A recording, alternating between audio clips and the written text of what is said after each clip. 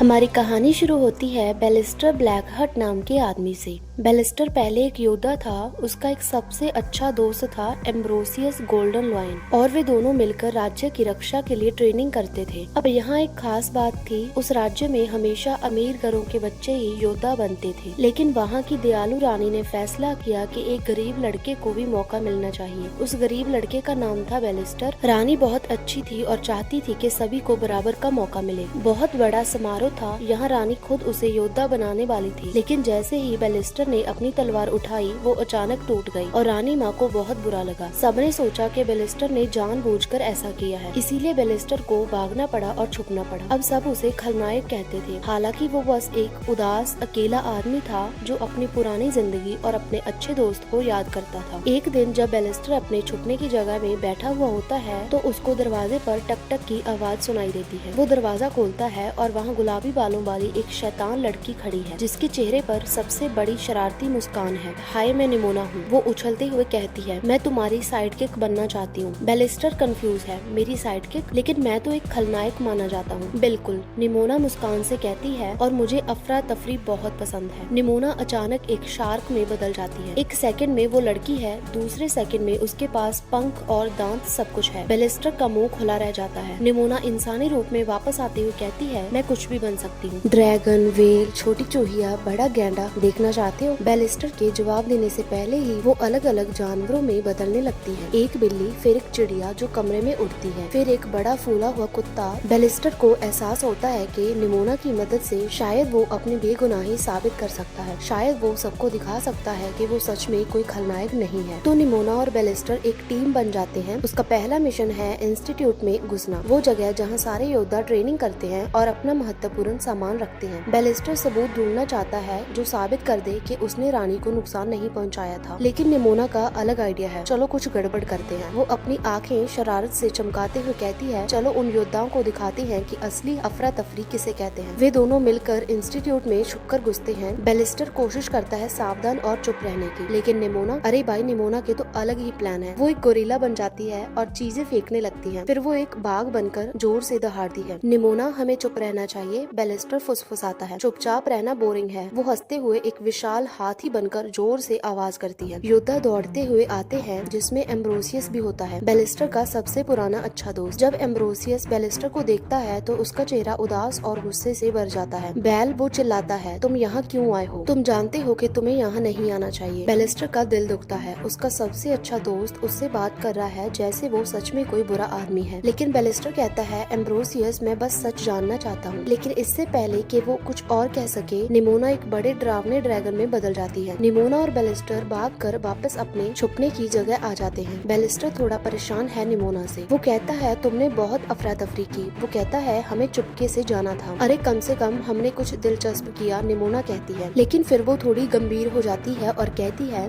बेलिस्टर, तुम्हें पता है कि वो सब योद्धा तुमसे क्यों डरते हैं? बेलिस्टर दुख से कहता है, क्योंकि वे सोचते हैं कि मैंने रानी को मारा है। निमोना कहती है, नहीं, क्योंकि तुम अलग हो, तुम उनकी तरह नहीं हो। तुम गरीब घर से आए हो और वे ये बर्दाश्त नहीं कर सकते कि कोई अलग आदमी भी उनकी तरह हीरो बन सकता है। ये बात बेलिस्टर को सोचने पर मजबूर कर देती है। इसी बीच हम देखते हैं कि डायरेक्टर, जो कि इंस्टीट्यूट की मुखिया होती है, एम्ब्रोसियस से बात कर रही होती है और कहती है, तुम्हें बेलिस्टर को रोकना होगा। वो खतरनाक है, खासकर उस राक्षस के साथ। राक्षस? एम्ब्रोसियस पूछता है। वो जो उसके साथ है, वे राक्षस बहुत खतरनाक होते हैं। हमें इससे पहले कि वो और नुकसान पहुंचाए, उन्हें रोकना होगा। लेकिन एम्ब्रोसियस का चेहरा परेशान है। वो सच में नहीं चाहता अपने पुराने दोस्त से लड़ना। एक रात जब बेलिस्टर और निमोना आग के पास बैठे बातें कर रहे होते हैं, निमोना उसे अपनी कहानी बताने लगती है। तुम जानते हो बेलिस्टर, वो धीरे से कहती है, मैं हमेशा से अकेली रही हूँ। क्यों? बेलिस्टर पूछता है। निमोना की आंखें उदास हो जाती हैं। जब मैं छोटी थी तो लोग मुझसे डरते थे। जब वे देखते थे कि मैं अपना रूप बदल सकती हूँ तो वो चिल्लाते थे, राक्षस राक्षस, और भाग जाते थे। वो एक छोटी सी लड़की में बदल जाती है और बेलिस्टर देख सकता है कि वो कितनी अकेली महसूस करती है। निमोना कहती है, एक बार बार मैंने एक लड़के से दोस्ती की थी, लेकिन जब उसने मेरी सच्चाई देखी तो वो भी डर गया। उसने मुझसे कहा कि मैं एक राक्षस हूँ और हमेशा राक्षस ही रहूंगी। लेकिन बेलिस्टर कहता है, निमोना तुम राक्षस नहीं हो, तुम मेरी अच्छी दोस्त हो। अगले दिन बेलिस्टर और निमोना फिर से सच की तलाश में निकलते हैं। वे पता लगाते हैं कि डायरेक्टर के पास एक गुप्त प्रयोगशाला है जहाँ वे एक्सपेरिमेंट करती है। निमोना गुस्से में कहती है, ये तो भयानक है। वो बेलिस्टर और भी दुखी हो जाता है जब उसे एहसास होता है कि निमोना सही कह रही है। इंस्टीट्यूट वाले सच में अलग लोगों से नफरत करते हैं। लेकिन इतने में बेलिस्टर को एक वीडियो मिल जाती है जिसमें पता चलता है कि असल में रानी के साथ क्या हुआ। वीडियो में दिखता है कि डायरेक्टर ने बेलिस्टर की तलवार के साथ छेड़छाड़ की थी। उसने जानबूझकर तलवार को टूटने के लिए प्रोग्राम किया था। मैं जानती थी, निमोना चिल्लाती है, मैं जानती थी कि तुमने कुछ गलत नहीं किया था। बेलिस्टर की आंखों में आंसू आ जाते हैं। इतने सालों बाद आखिरकार उसे पता चल गया था कि वो बेगुनाह है। बेलिस्टर और निमोना